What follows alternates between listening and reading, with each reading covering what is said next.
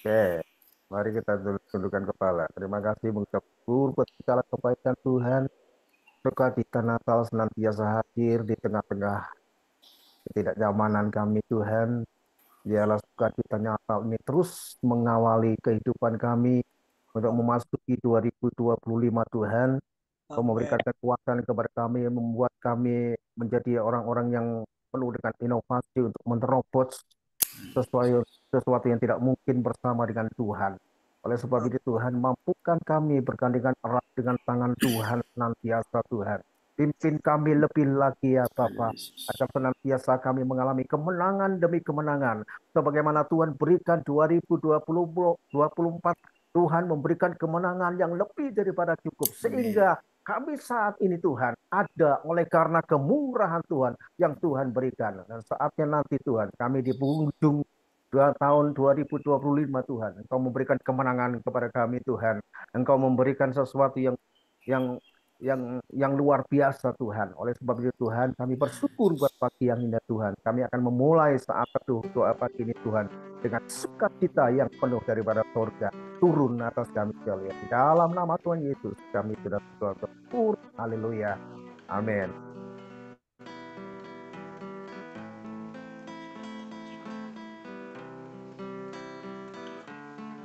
Video penting.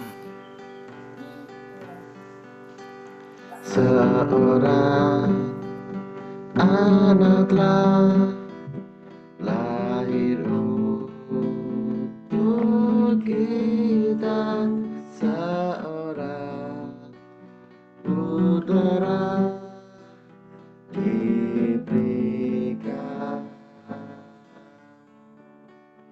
lambang pemerintahan di atas bahunya, dan namanya pun disebut orang bernasehat ajaib, Allah yang perkasa, Bapa yang kekal, segala Raja damai. Sambutlah dia, Yesus Tuhan, Juru Selamat dunia. Seorang anak telah lahir untuk kita, seorang putera diberikan, lambang pemerintahan di atas bahunya, dan namanya pun disebut orang bernasihat, Allah yang perkasa, Bapa yang Raja damai. Sambutlah dia, Yesus Tuhan, Juru Selamat dunia.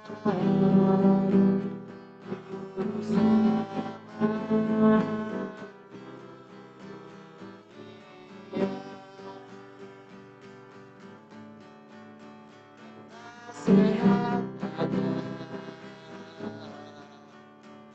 Allah yang perkasa,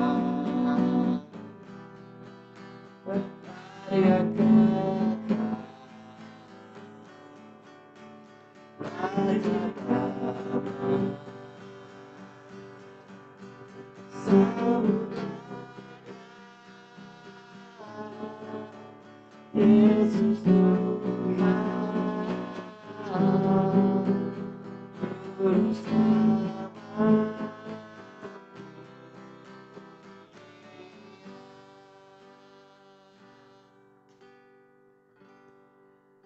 Penasehat ajar,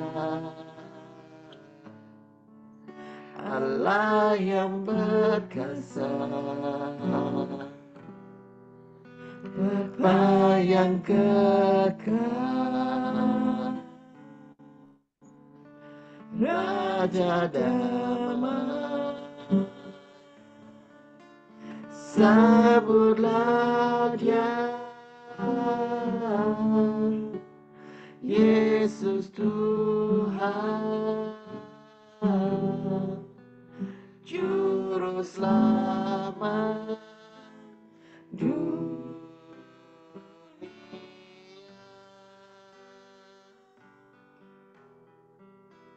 Juru Selamat dunia.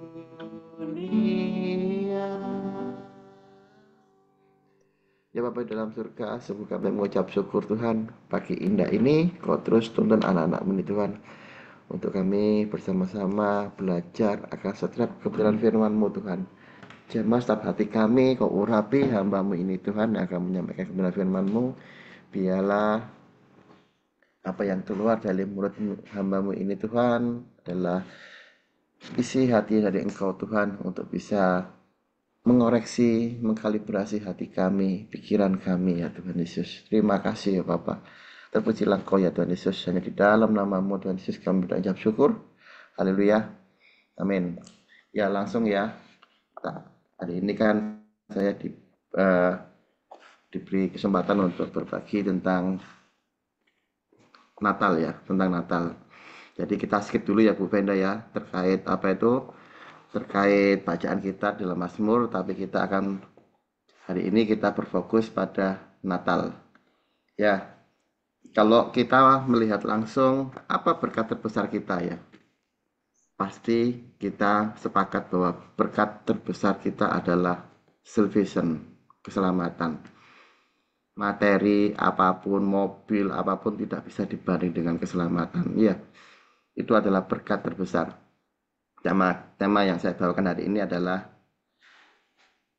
mujizat terbesar. Tadi saya sampaikan berkat terbesar. Nah, sekarang apa mujizat terbesar dalam sejarah manusia? Ayo, mujizat terbesar dalam sejarah manusia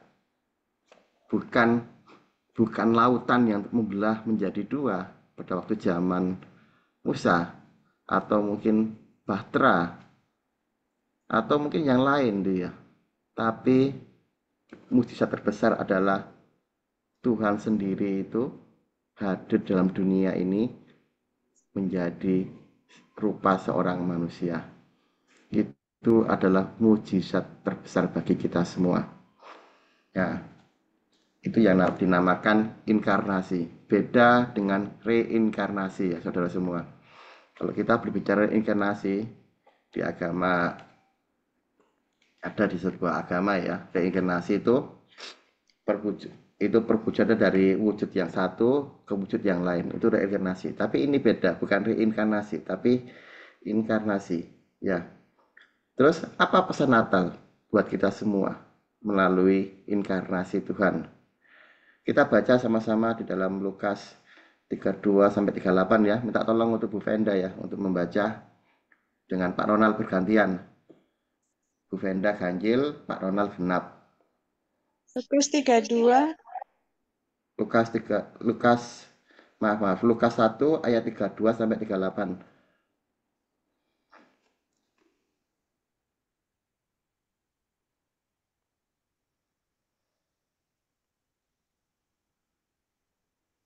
Lukas 1 ayat 32 sampai 38.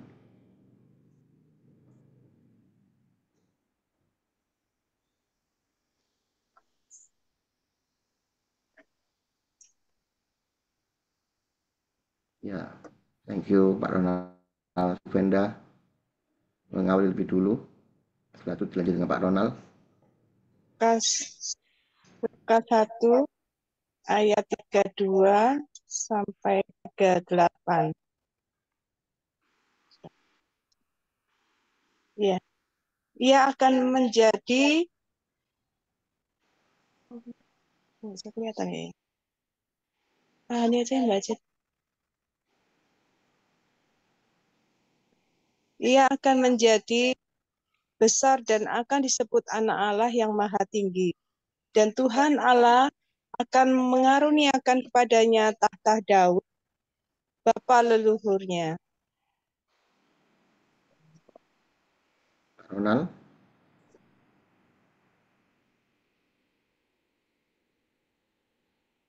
Dan ia akan menjadi raja atas kaum keturunan Yakub sampai selama-lamanya, dan kerajaannya tidak akan berkesudahan. Bu Benda, lagi. Ayat 34. Kata Maria kepada malaikat itu, bagaimana hal ini mungkin terjadi karena aku belum bersuami? Jawab malaikat itu kepadanya, Roh Kudus akan turun atasmu dan kuasa Allah yang maha tinggi akan menaungi engkau, sebab itu anak yang akan kau lahirkan itu akan disebut kudus, anak Allah. Dan sesungguhnya Elisabet sanakmu itu, ia pun sedang mengandung seorang anak laki-laki pada hari tuanya, dan inilah bulan yang keenam bagi dia yang disebut manduli. Sebab bagi Allah tidak ada yang mustahil.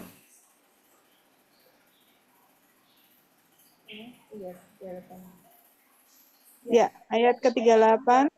Kata Maria, sesungguhnya aku ini adalah hamba Tuhan, jadilah padaku menurut perkataanmu itu.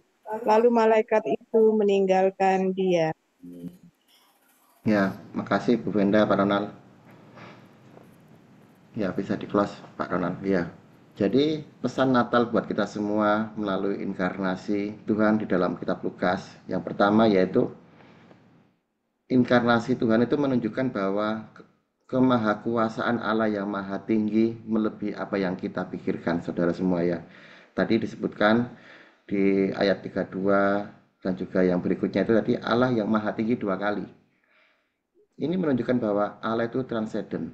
Apa itu transcendent? Transcendent itu adalah bahasa Latin ya saudara semua ya, yaitu yang menggambarkan tentang hal-hal yang di luar kemampuan pikiran manusia. Jadi Allah kita itu Allah transcendent, Allah yang maha kuasa melebihi dari logika kita, pikiran kita. Itu yang pertama, pesan Natal. Kalau kita melihat ya, para filsafat agamawan ya, atau mungkin ada 3 aliran agama ya. Yang pertama itu ateis, gak percaya Tuhan. Ya, tidak ada hal-hal yang supranatural. Ini mereka menganut suatu keyakinan bahwa manusia itu adalah Tuhan. Ini ateis. Jadi dia menggambarkan bahwa manusia itu bisa berbuat seperti Tuhan, gitu. Tapi dia gak ada maha kuasanya. Itu di mana letak maha kuasanya sebagai manusia? Jelas tidak ada. Bagaimana dengan pengaturan alam semesta ini ya? Pengaturan bumi, langit, meteor, kok gak pernah tabrakan? Dia gak bisa menjawab seperti itu. Ya ini loh perbedaannya ateis dengan orang yang percaya dengan Tuhan. Ya, terus ada lagi yang namanya orang yang menganut agama aliran politisme. Politisme itu menganut aliran seperti mempercayai banyak sekali dewa-dewa, Tuhan-Tuhan. Itu kita pernah dengar ya di film-film itu. Ada dewa kesuburan, ada dewa laut, ada dewa tanah, ada dewa bumi. Dan dewa itu mempunyai suatu keterbatasan. Dewa laut itu mempunyai kuasa penuh di laut. Dia lemah di bumi. Begitu sebaliknya, dewa kesuburan dia kuat di tanah. Tapi dia gak ada kuasanya di laut. Nah ini loh, ini aliran politisme. Tapi kita ini adalah aliran Kristus. Bahwa kita mempercayai bahwa Tuhan kita itu Tuhan yang maha kuasa ya saudara semua. Kekuasaannya, kemampuannya itu melebihi dari apa yang kita pikirkan. Ada lagi yang namanya monoteisme. Ini yang kita anut. Mungkin juga ada beberapa agama yang menganut juga. Ya, monoteisme yaitu percaya dengan adanya Tuhan. Tapi, saudara semua, apa perbedaannya? Kalau kita berbicara Tuhan menjadi manusia, itu banyak orang itu menertawakan. Bener nggak Pak Yusuf ya? Kalau kita ngomong sama orang seberang, orang apa itu banyak orang menertawakan. Wah, masa bisa Tuhan itu menjadi manusia? Gak masuk akal. No match lah gitu ya. Logikanya no mana itu loh. Kalau orang percaya dan orang itu mengaku monoteisme, percaya baik Tuhan, tapi dia nggak mempercayai tentang tadi, Tuhan itu bisa menjadi manusia. Itu sama dengan apa? Sama dengan membatasi kuasa Tuhan. Nah ini loh perbedaan nih. Jadi di satu sisi lain orang itu percaya penuh bahwa Tuhan itu maha kuasa. Tuhan itu pencipta alam semesta. Tapi dia gak mempercayai inkarnasi Tuhan sebagai manusia. Itu sama dengan membatasi kuasa Tuhan. Nah, ini bahaya banget. Tapi kita percaya semua ya di dalam keluarga doa pagi ini. Kita benar-benar percaya 100 bahkan 1000% bahwa Tuhan itu maha kuasa. Segala kuasanya apapun yang dia lakukan itu melebihi dari pikiran atau logika kita. Yang jadi pertanyaan buat kita sendiri, Pak Eko, maksudnya apa? Dengan realita saat ini, dengan perspektif kita. Nah ini yang menjadi pelajaran kita. Yang pertama apa? Kalau kita menyadari kebesaran Tuhan yang begitu maha kuasa, apakah dalam diri kita sudah menyadari betul bahwa Tuhan itu sangat besar buat kita? Apakah masih ada keraguan? Gitu loh. Kalau kita tadi melihat, wah iya ya Tuhan itu sangat berkuasa penuh, sangat menjadi Tuhan yang maha kuasa. Tuhan bisa menjadi manusia, Tuhan mencipta segala sesuatu dengan baik gitu ya. Ya, di dalam diri kita harus punya suatu keyakinan bahwa Tuhan itu sangat besar dalam hidup kita, kekuasaannya. Ya. Terus yang kedua, pesan Natal yang kedua yaitu kita ini lebih berdosa dari apa yang kita pikirkan. Ini makna Natal. Ya, saudara semua. Kalau kita melihat Natal itu identik dengan hadiah. Benar enggak, Bu Venda? Tapi sayangnya banyak orang Kristiani itu menganggap hadiah itu sebatas sebagai materi. Tapi enggak tahu maksud hadiah itu. Kalau kita, Bu Venda, memberikan suatu hadiah, ya toh, hadiah, pasti ada suatu makna yang Bu Venda kasih, kan gitu ya. Aku pengen kasih hadiah si A itu loh. Karena apa? Aku pengen si A ini kayak gini. Kan gitu. Kalau orang yang benar-benar care betul ya dengan orang yang mau yang dikasih, pasti orang itu ada suatu pesan melalui hadiah yang diberikan. Nah, suatu contoh ya, sebuah ilustrasi. Misalnya Pak Ronald ini ya, Pak Ronald mempunyai teman doa pagi ini ada 11 orang ya ini. Wah, ini 11 orang ini. Punya teman 11 orang. Pada saat Pak Ronald itu ulang tahun, ternyata 11 orang ini, dari 11 orang ini, 10 orang itu ngasih kado Pak Ronald itu isinya apa? Isinya parfum. Isinya parfum. Jadi ada pesan apa itu, Bu Venda? Supaya wangi, Pak. Nah, supaya wangi. Kan gitu ya. Ada pesan yang terkandung dulu. Nah, kita kadang-kadang menghiraukan hal-hal demikian. Nah, kenapa kok wangi? Jadi ada sesuatu dengan Pak Ronald, kan gitu ya. Nah, bau katanya Pak Ronald. Nah, ini loh. Ada pesan. Dan Natal itu adalah hadiah dari Tuhan. Dan Tuhan memberikan hadiah itu siapa? Yaitu putranya sendiri. Yaitu dirinya sendiri. Untuk berinkarnasi menjadi manusia. Itu menunjukkan apa? Bahwa manusia itu benar-benar tak berdaya melawan dosa. Sehingga Tuhan itu rela berinkarnasi menjadi manusia, menjadi hadiah buat kita semua. Supaya kita itu benar-benar tahu bahwa kamu itu lebih dosa loh. Kamu tuh gak bisa tuh bertindak benar sesuai dengan kebenaran firman Tuhan 100% itu nggak bisa tuh kita ini. Makanya perlu suatu penyelamat, suatu hal yang menjadikan kita tuh role model gitu loh. Ini saudara semua ya. Ketika kita melihat pemberian Tuhan adalah ketika kita melihat pemberian Tuhan itu adalah anaknya Yesus Kristus yang menjadi paling rendah melayani kita. Kalau kita sepakat yang poin pertama kita mengakui Tuhan itu Tuhan yang maha kuasa, Tuhan yang tak terbatas, transenden kuasanya. Tapi Tuhan itu berinkarnasi menjadi manusia melalui Yesus Kristus. Saudara semua, turun ke dalam dunia ini menjadi rendah, rapuh, ya, menjadi manusia. Ini menunjukkan bahwa Tuhan itu sangat mengasihi kita, saudara semua. Kita buka ya, mungkin tak baca langsung ya, di dalam Filipi 2 ayat 6-8, gak usah Pak Ronald biar cepat. Yang walaupun dalam rupa Allah tidak menganggap kesetaraan dengan Allah itu sebagai milik yang harus dipertahankan, melainkan telah mengosongkan dirinya sendiri, mengambil rupa seorang hamba dan menjadi sama dengan manusia. Dalam keadaan sebagai manusia, ia telah merendahkan dirinya dan taat sampai mati, bahkan sampai mati di kayu salib. Itulah Tuhan kita ya, yang begitu luar biasa, turun ke dalam dunia ini, menopang kita, dan kita harus sadar betul bahwa kita ini orang yang berdosa, saudara semua. Tadi itu loh, melalui ilustrasi tadi. Yang ketiga,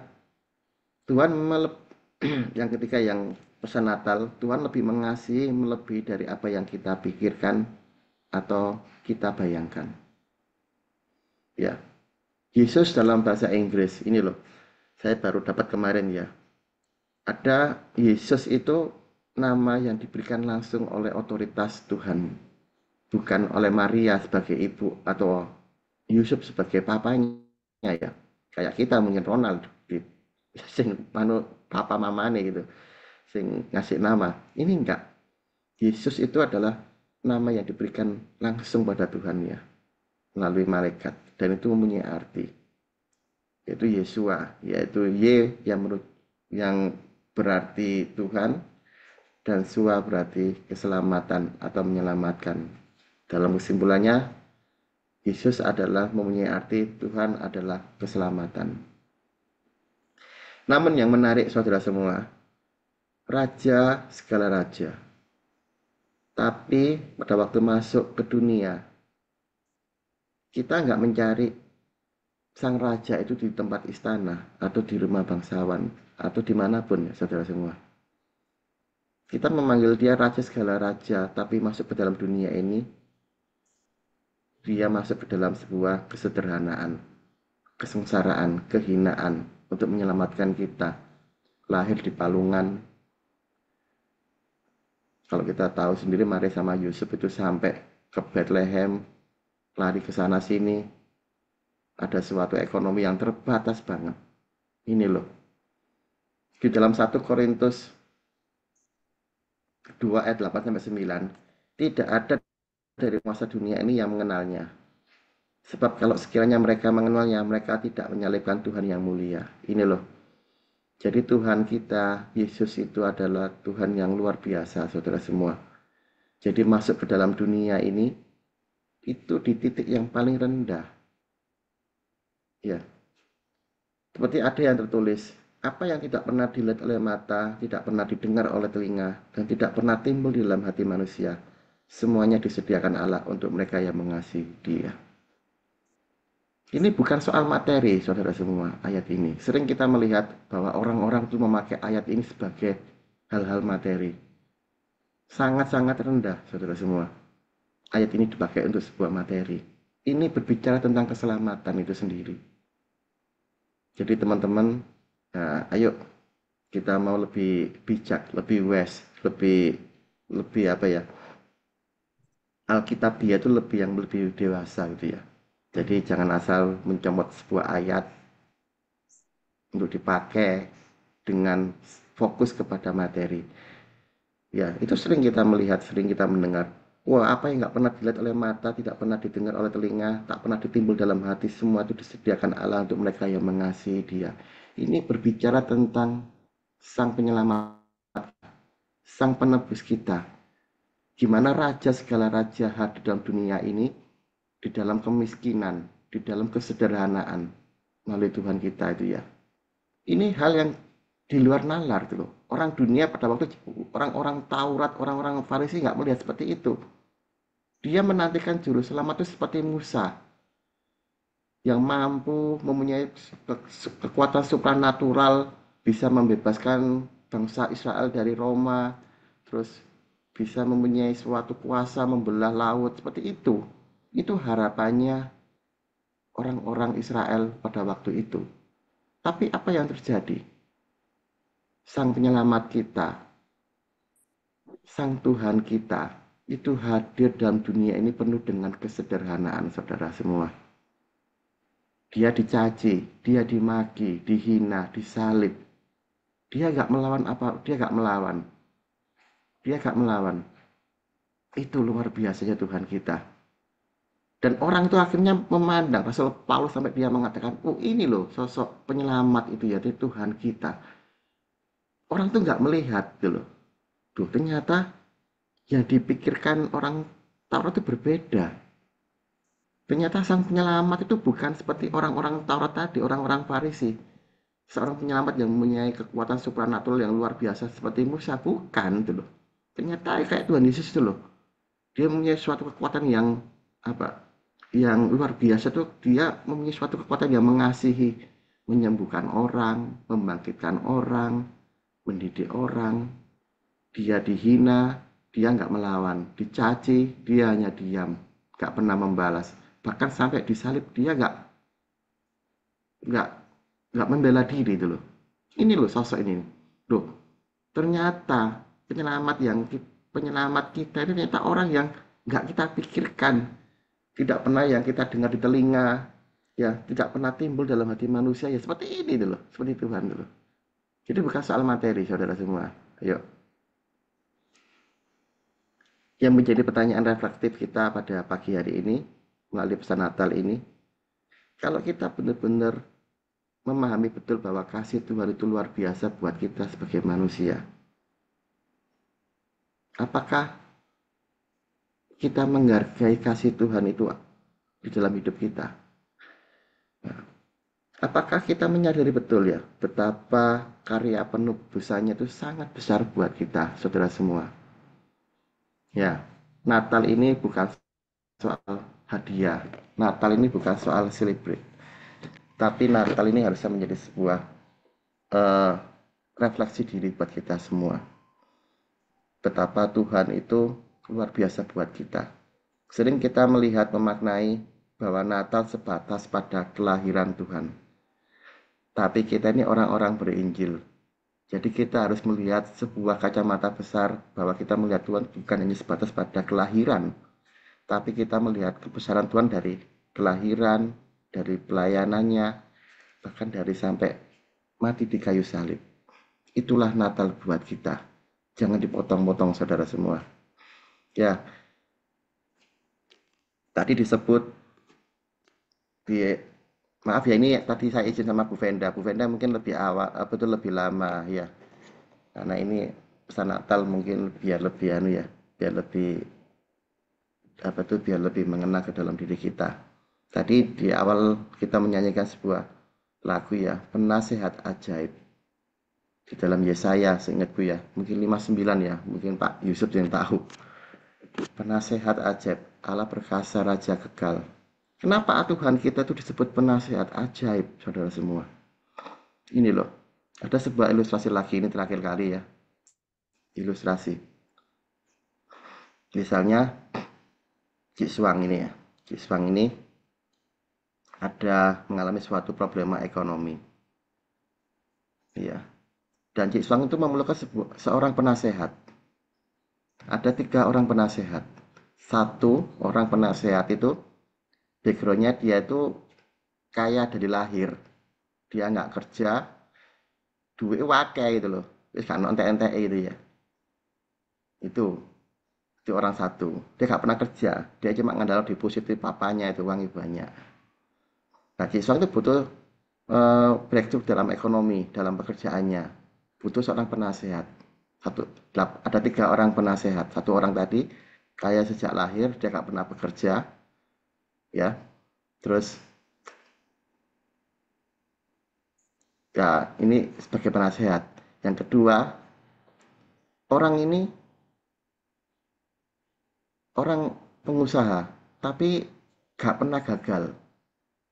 Awalnya mungkin harus kaya ya, terus dia buka usaha tuh gak pernah gagal, lancar terus sampai melip dulu, gak pernah ada gagal-gagal. Yang kedua, terus yang ketiga ini seorang penasehat ya, dia pernah merasakan, dia pernah kaya, terus dia pernah jatuh, tuh ya, pernah jatuh, miskin, tapi dia bangkit terus akhirnya dia sukses lagi.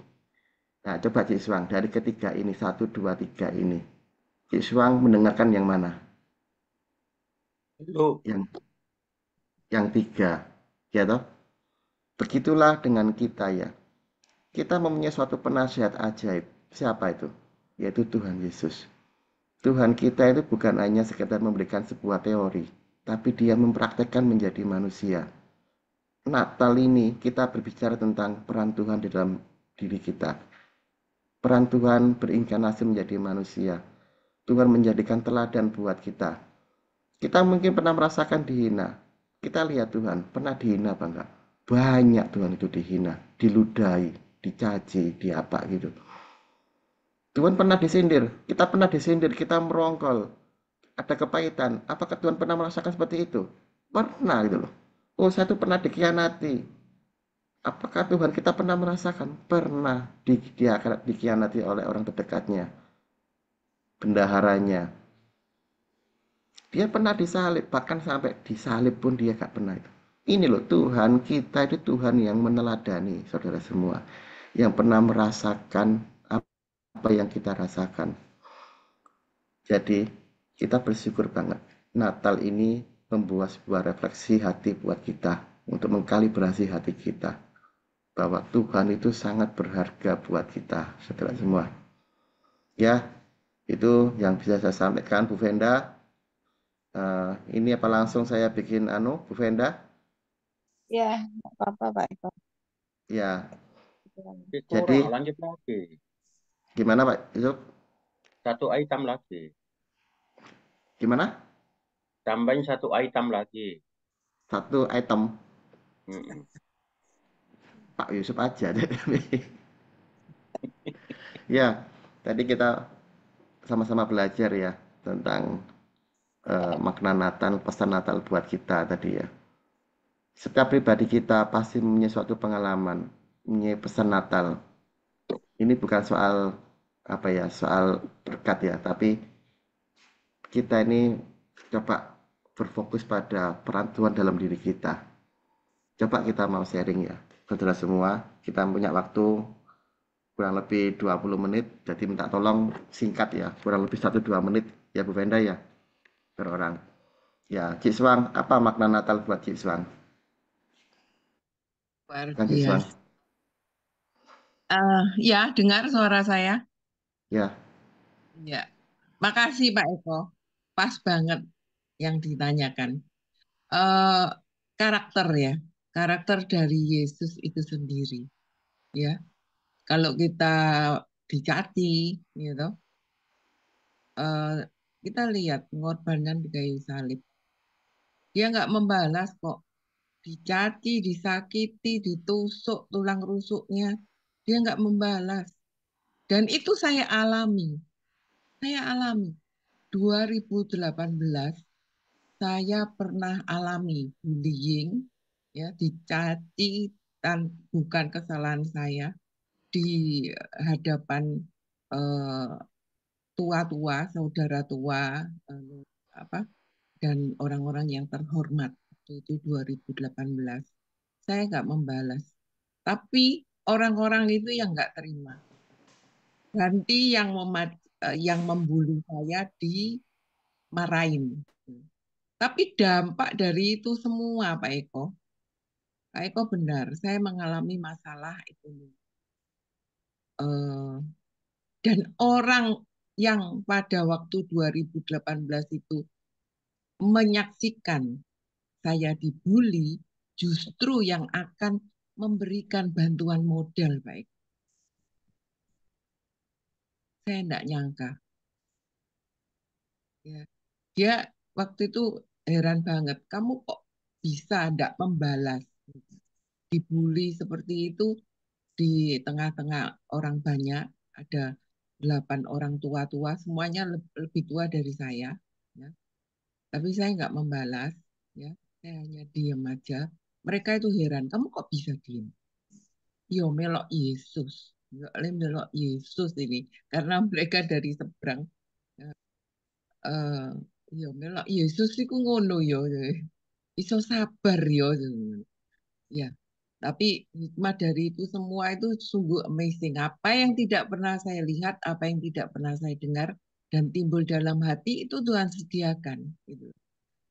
Orang yang di antara pendengar dan yang melihat saya dibully itu adalah orang yang sangat kaya, sangat kaya. Ya. Dia bisa mewariskan anak perempuannya aja 18 miliar. Dia itu tiba-tiba tergerak, akan memberikan bantuan saya modal. Justru saya harus berhati-hati gitu. Kondisi seperti ini, pasar yang belum pulih 100% seperti sebelum COVID, apakah bisa return of investment-nya itu bisa balik dengan cepat? Gitu. Saya masih memperhitungkan. Tapi saya sungguh-sungguh apresiasi ya doa di saat teduh ini dan juga hikmat, marifat, rahmat, dan anugerah dari Tuhan ya. Tidak sangka-sangka dari orang ini yang menyaksikan saya dibully justru bukan merendahkan saya seperti katanya orang dunia. Kalau dibully itu berarti kamu sudah diinjak-injak di bawah kaki orang. Tapi justru saya mendapatkan apresiasi. Saya akan dibantu. Gitu. Ayo, kamu mau kerja apa? Apa kamu yang melihat ada satu peluang usaha? Ayo ngomong. Mau dibantu modal. Nah, saat ini saya sedang pencarian, saya sedang mohon doa, kiranya di bidang apa yang benar-benar bisa untuk saya memulai lagi usaha untuk bangkit kembali. Itu aja. Apa yang tidak pernah aku lihat, apa yang tidak pernah aku dengar dan timbul dalam hati, Tuhan sediakan. Kita sudah dibentuk oleh karakter Yesus itu sendiri, ya itu yang kita lakukan. Gitu. Kita itu dihina, disakiti, nggak akan menjadi di bawah kaki orang banyak, enggak. Gitu. Tapi 8 tahun itu akan membuka dan memberikan apa yang tidak pernah aku dengar dan timbul dalam hati terjadi, baik. Makasih sekali, sangat relate. Oke, makasih Cik Swang. Memberkati. Ya. Yuk, dilanjut. Pak Kimin, apa makna Natal, peran Tuhan dalam hidup Pak Kimin? Kalau bagi saya, dengar ya ini. Ya, sip. Bagi saya itu satu-satunya juru selamat yang menyelamatkan keluarga saya ya. Kalau saya merilis atau mengingat masa lalu saya, ada teman saya gereja itu mengatakan, Pak Gimin, awak dewe iki intip neraka ya. Tapi puji Tuhan oleh juru selamat kita diselamatkan ya. Yang saya pikir lagi ya, kalau saya dulu dituduh yang bukan-bukan itu mesti saya klarifikasi ya, saya Saya mohon penjelasan. Baru-baru ini bulan Desember ya, entah minggu keberapa ada komsel. Saya itu ditegur sama jemaat yang mengatakan, Pak Gimen, saya diberitahu si A, tapi saya tahu orangnya. Pak Gimen ini kok kendel banget toh, ngejak istri mudanya ke gereja loh. Aduh Tuhan, saya bersyukur ya kalau ada yang mencap saya, memvonis saya bahwa saya ini ke gereja membawa istri muda. Istri saya itu dianggap istri muda. Aduh, saya sudah terima kasih Tuhan. Itu yang membuat iman saya lebih kuat, lebih mengandalkan Tuhan. Karena tanpa Tuhan, yaitu tadi dikatakan teman saya, awak dewi intipin rokok. Tapi oleh kasih karunia Tuhan, kita diselamatkan. Amin. Ya, bangga Pak Gimen ya. Punya Bu Gimen yang awet muda terus ya. Iya, makanya itu saya selalu selalu minta tolong Pak Ronald untuk doakan istri saya supaya awet muda terus. Kan gitu. Ini kalau ada kulkas gede itu ya tak masukin kulkas itu istri saya itu. Biar kalau tidur di situ lebih awet muda. Terus itu harus disayang terus, nanti kan awet muda. Ini kemarin tuh Pak Mulyono sudah pensiun. Jadi namanya ya puji Tuhan namanya kembali ke semula ini Pak Titus ini. Pak Titus. Kiri ya teman-teman kita sharing ya terkait pribadi Tuhan ya. Jadi kita mau fokus tentang pribadi Tuhan. Apa peran Tuhan dalam hidup kita ya saudara semua. Yuk Pak Titus, apa peran Tuhan atau peran Yesus itu dalam pribadi Pak Titus? Terima kasih. Luar biasa renungan pada pagi ini. Bahwa kita itu juga mendengar ya setiap Natal itu kurang lebih 2000 tahun yang lalu Tuhan Yesus telah lahir ke dunia. Tetapi pada Natal hari ini saya mendapatkan sesuatu hal, jangan menganggap Yesus terus jadi bayi terus. Tapi kita menyambut Yesus sebagai Raja di atas segala raja, Imam besar yang siap datang kedua kalinya sebagai hakim yang adil. Kalau kita menganggap Yesus sebagai bayi terus, maka kita juga menjadi orang yang kerdil, menjadi orang yang bayi. Tetapi kita mau menjadi bayi-bayi rohani, dewasa pikiran kita, menganggap Yesus sebagai Raja di atas segala raja, hakim di atas segala hakim. Dan kita mempersiapkan diri kita untuk menjadi mempelai-mempelai Kristus, sehingga saat Tuhan datang, kita akan menjadi mempelainya Tuhan Yesus. Walaupun saat ini kita mungkin dalam keadaan terseok-seok, tetapi di saat kita memiliki iman yang kuat kepada Tuhan, saya yakin percaya kita akan menjadi mempelai Kristus yang luar biasa. Tadi dikatakan dalam pujian Yesaya 9 ayat 5, seorang anak telah lahir bagi kita, seorang putra telah diberikan kepada kita, lambang pemerintahan di atas bahunya, namanya disebut penasihat ajaib, Bapa yang kekal, Raja damai. Itulah Tuhan kita yang sungguh luar biasa. Dia lahir ke dunia untuk mengambil manusia yang penuh dosa ini. Tuhan Yesus rela menjadi manusia. Pada mulanya firman, dan firman itu telah menjadi manusia. Dan saya percaya melalui Yesus menjadi manusia ini, kita boleh terhubung dengan Allah yang luar biasa. Kalau ada kata Tuhan tidak menjadi manusia, kita tetap menjadi orang yang berdosa. Puji Tuhan. Tuhan Yesus telah rela menjadi manusia untuk bisa menyembadani kita, connect dengan Tuhan kembali. Sehingga hubungan kita dengan Tuhan ini ada relasi yang kembali sempurna. Terima kasih, Tuhan memberkati.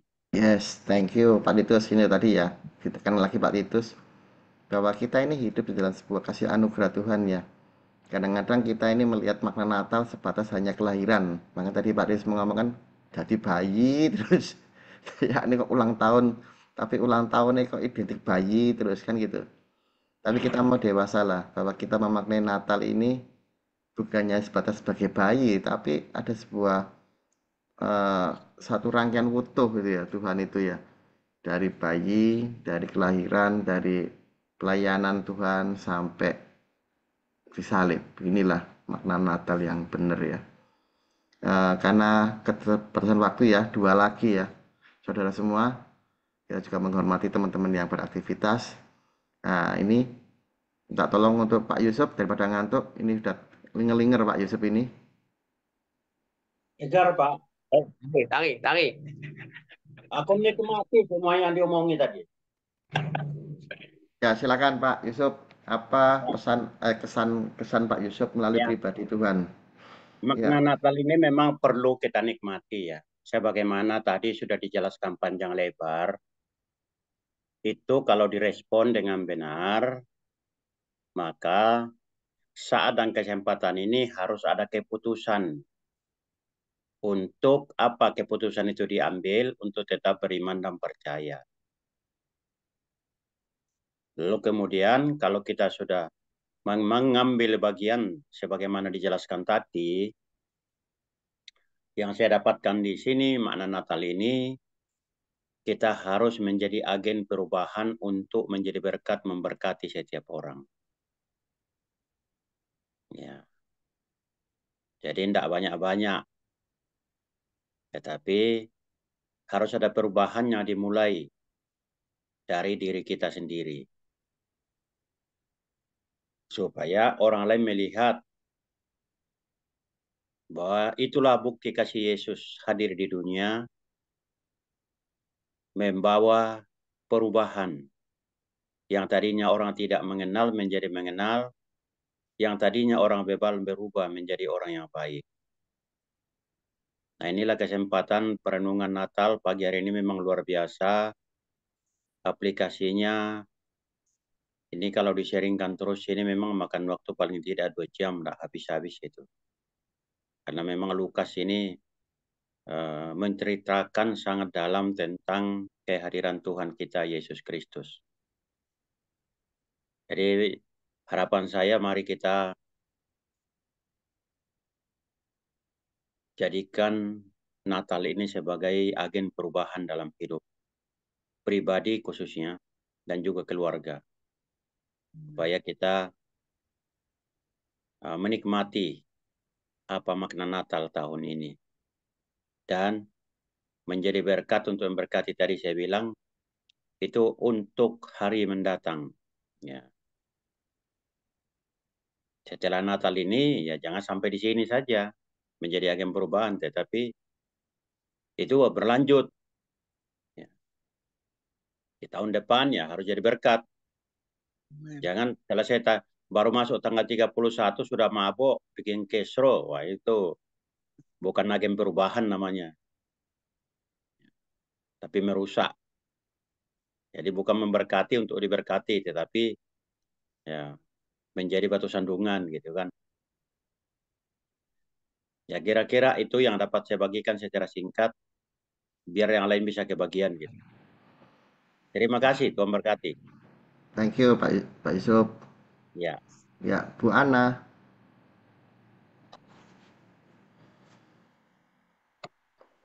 Ya. Ya. Itu anugerah ya. Yesus datang ke menyelamatkan kita. Dengan kelahiran Yesus kita bisa selamat ya. Kalau menurut amal baik kehidupan kita ya, itu nggak bisa menyelamatkan kita. Jadi hanya Yesus jalan satu-satunya yang bisa memberikan keselamatan untuk kita. Itu kalau dari saya. Makasih. Iya. Agama itu mengajarkan kita melakukan yang baik untuk selamat. Itu agama. Ya. Tapi Tuhan kita sudah melakukan segala sesuatunya untuk keselamatan kita itu dia dengan suatu kata done ya, selesai itu ya. Jadi kita ini punya suatu hal yang kebalik kita ini dengan orang-orang dunia ya. Jadi keselamatan itu sudah menjadi milik kita tuh loh. Nah, tinggal kita tadi Bu Ana tadi ya. Tinggal kita yang melakukan hal-hal yang baik, meresponi keselamatan itu, kasih anugerah itu. Seperti lagi ya Bu Venda ini nggak afdol kalau Bu Venda nggak. Silakan Bu Venda. Iya, Nak semua bisa. Kak apa ini masih nututi waktu ini. Silakan Bu Venda. Ya, oke, thank you, Pak Eko. Kalau Ini kan bagi apa saya, dua.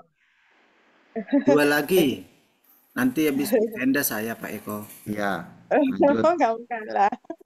Oke, kalau bagi saya makna Natal tahun ini ya, saya diingatkan Tuhan ya melalui firman yang disampaikan bahwa kita mengikut Tuhan itu disertai Tuhan. Disertai Tuhan itu bukan berarti segala sesuatunya berjalan dengan mudah. Itu yang saya dapat ya tahun ini. Saya benar-benar diingatkan Tuhan. Buktinya apa? Buktinya adalah bahwa Maria yang sedang mengandung Yesus itu kan Tuhan yang sedang dikandung dia. Itu aja dia pada saat melahirkan tidak mendapatkan fasilitas. Bahkan lahir di tempat yang istilahnya di kandang domba, di palungan. Palungan itu kan tempat makannya apa itu binatang ya. Jadi Tuhan Yesus tuh justru ditaruh di situ. Padahal kan Maria ini sedang disertai Tuhan. Anak yang di dalam kandungannya dia itu Tuhan. Dia berarti disertai Tuhan kan dalam setiap langkahnya. Tapi dia tidak tidak mudah bagi dia untuk menjalani itu. Saya diingatkan Tuhan untuk tahun ini dan saya sangat bersyukur saya menjadi seorang Kristen tadi benar yang disampaikan oleh semua Bapak Ibu ya. Jadi karakter Kristus itu yang penting di dalam kehidupan kita. Jadi kita tidak terus menjadi rohani yang bayi terus, tapi kita mau bertumbuh menjadi rohani yang dewasa, menjadi rohani yang militan dan tidak memikirkan bahwa kalau bersama dengan Tuhan tuh segala sesuatunya pasti mudah.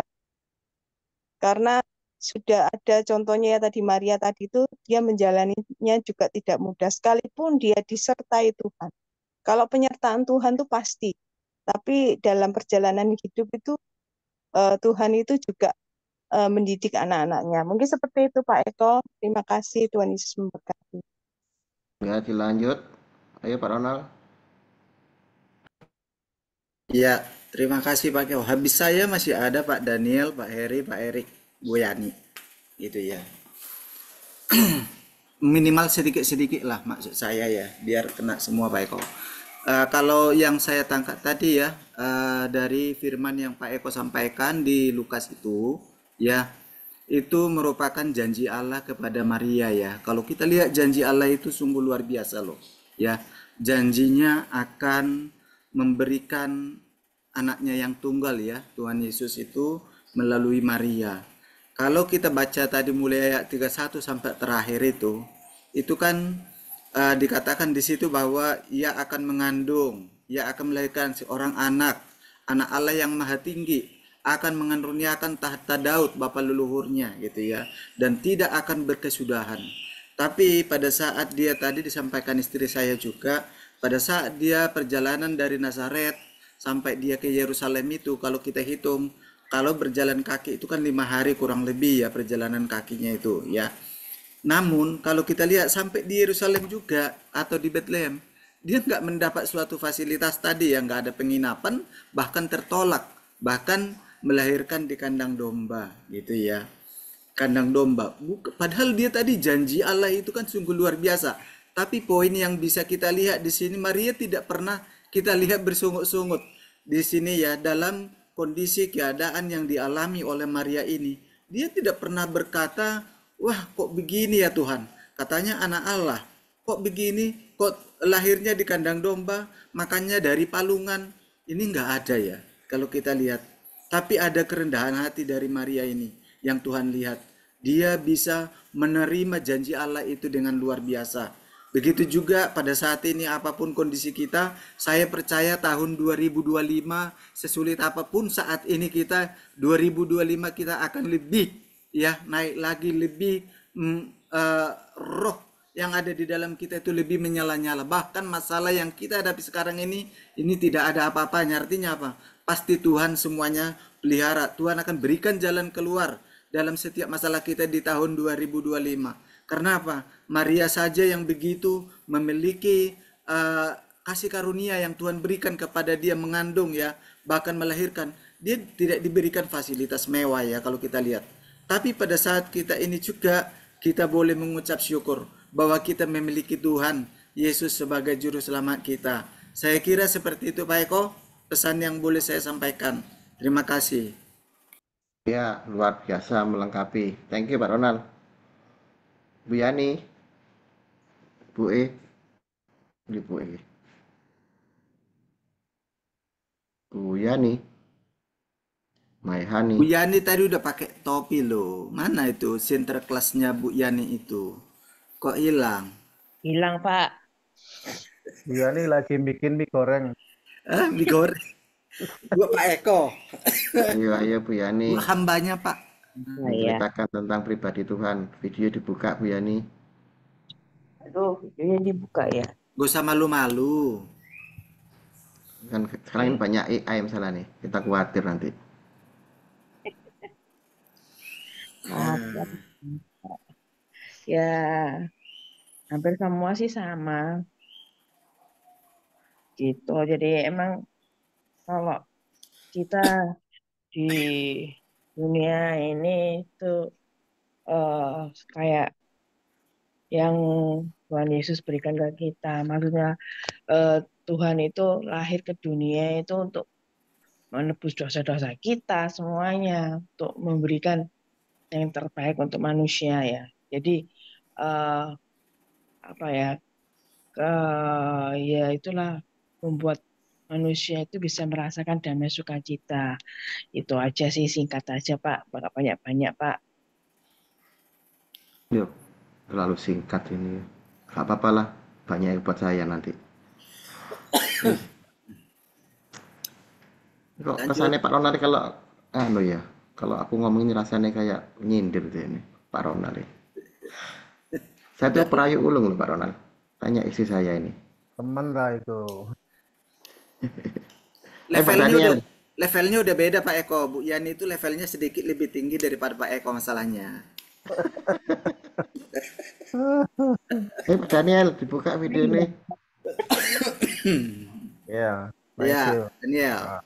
Peran yang Tuhan. luar biasa adalah yang saya cermati waktu beberapa hari ini, saya mencermati janji Tuhan itu penuh dengan kerinduan. Jadi dia rela datang ke dalam dunia ini karena satu kata, penuh kerinduan. Untuk apa Tuhan rindu kepada kita? Supaya kita ditempatkan di terangnya yang ajaib. Supaya kita manusia tidak mengalami kegelapan, keterpurukan, dan binasa. Tetapi sebab kasih Allah begitu besar akan dunia ini sehingga diberikannya anaknya tunggal supaya setiap orang yang percaya kepadanya tidak binasa melainkan peroleh hidup yang kekal. Itu yang saya cermati. Jadi Tuhan itu sampai ribuan tahun yang lalu sampai sekarang itu ada kerinduan, penuh kerinduan. Cuma satu hal,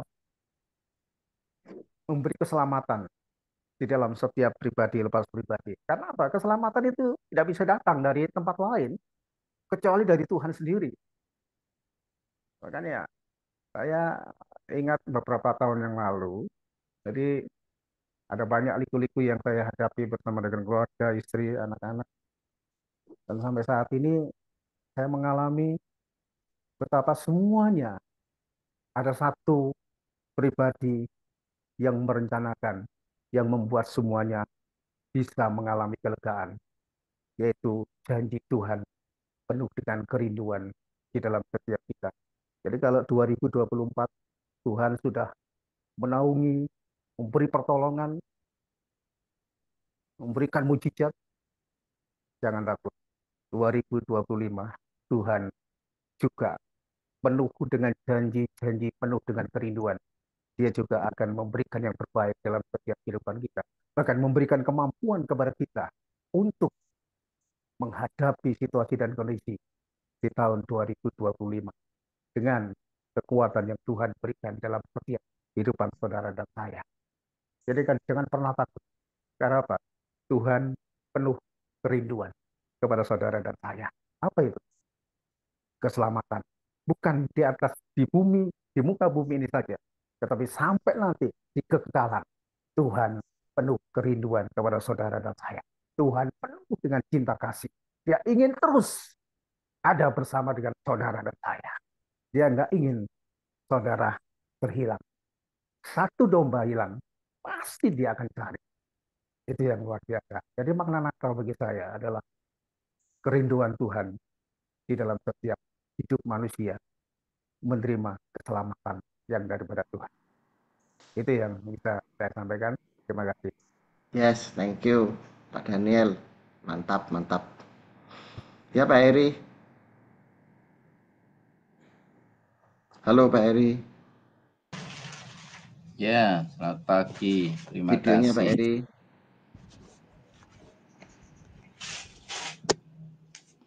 Oke.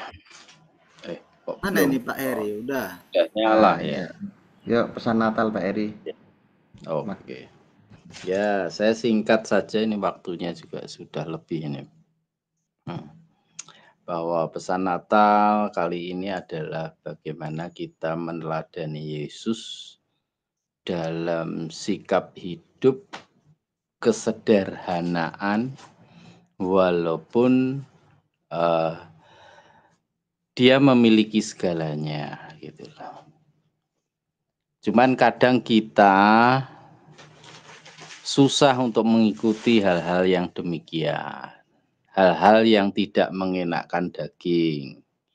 Hidup sederhana kan otomatis tidak mengenakkan daging kan gitu loh.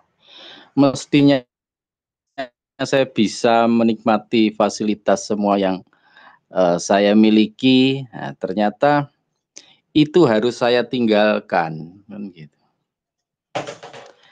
Untuk apa hidup kesederhanaannya? Hanya satu tujuannya.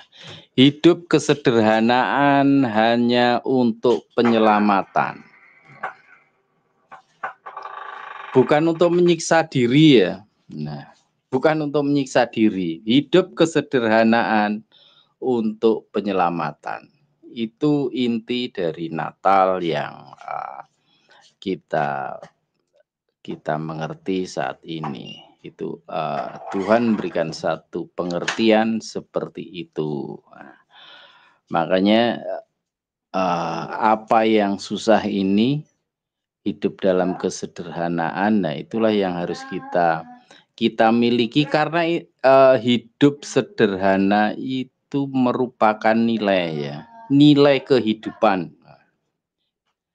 Ingat, hidup sederhana adalah sebuah nilai kehidupan yang harus kita pegang, kita teladani. Nah itu kalau diungkap dalam Alkitab ini banyak sekali ya, hidup sederhana. Dan itu menjadi contoh apa yang sudah dilakukan oleh Kristus dalam kehidupan kita. Itu aja, terima kasih. Tuhan Yesus memberkati. Ya, thank you Pak Heri. Untuk terakhir, Erik. Iya, Pak. Selamat Natal semua. Ini saya dikasih waktu berapa lama ini? Setengah menit, Pak. Yang paling terakhir yang paling panjang ya. Gak usah lama-lama Pak Erik. Ini mau kerja. 1 detik senyum toh.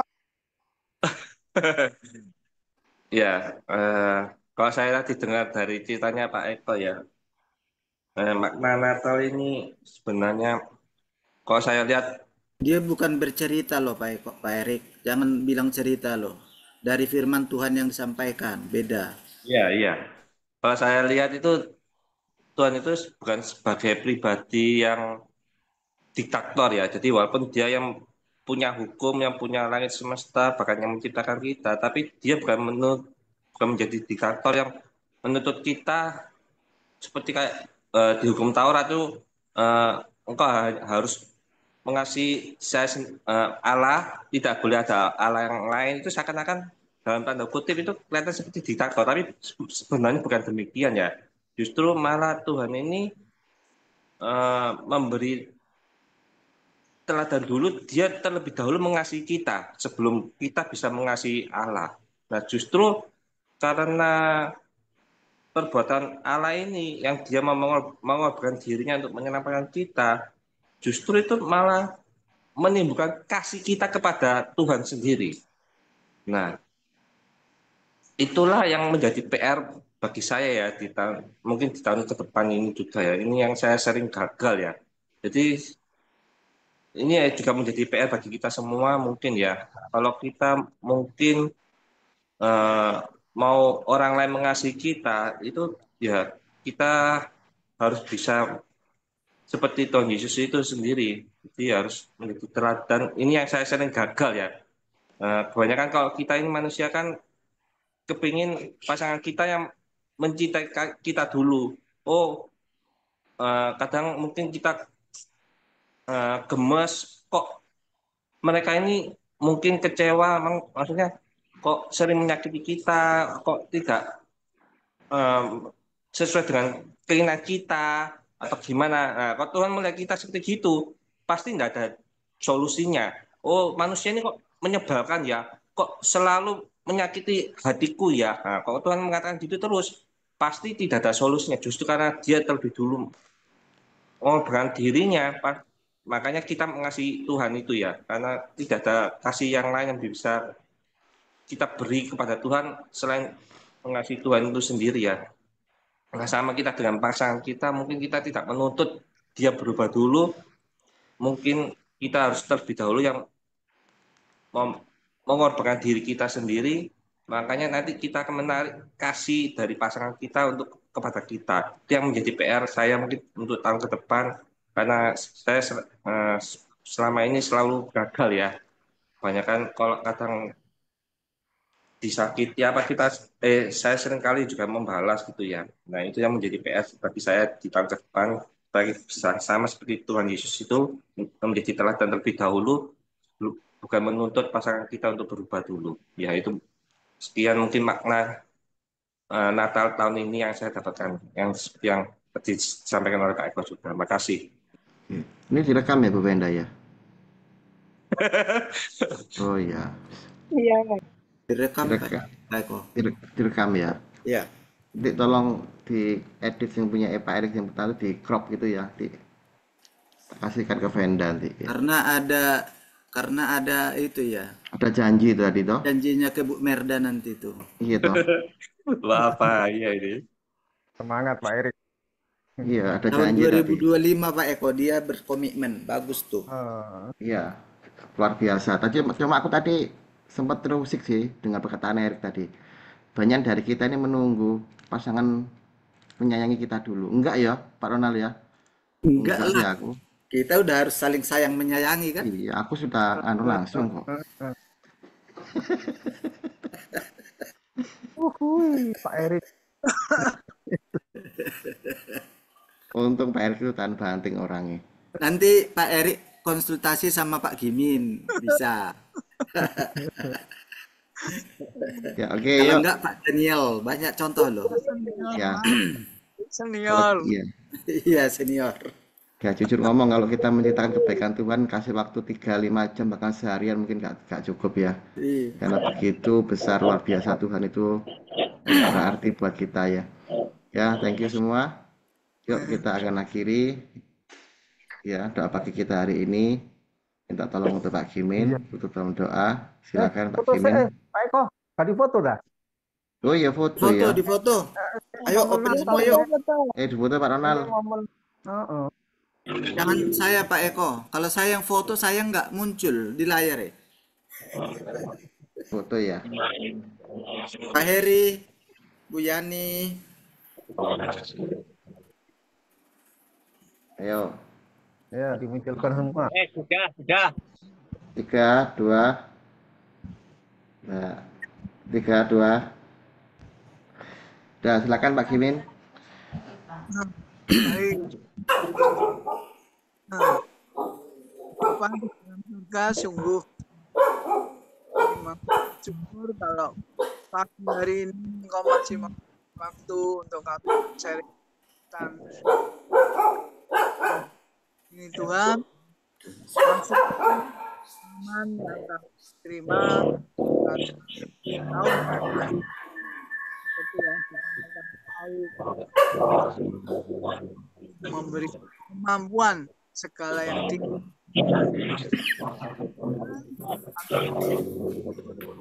sudah mendengar doa-doa kami.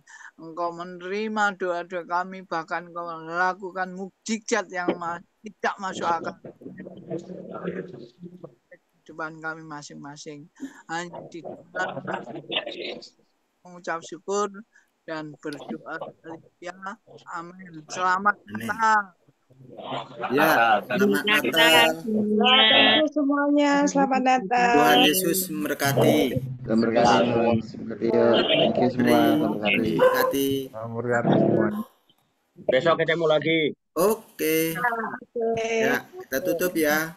Tuhan berkati semuanya.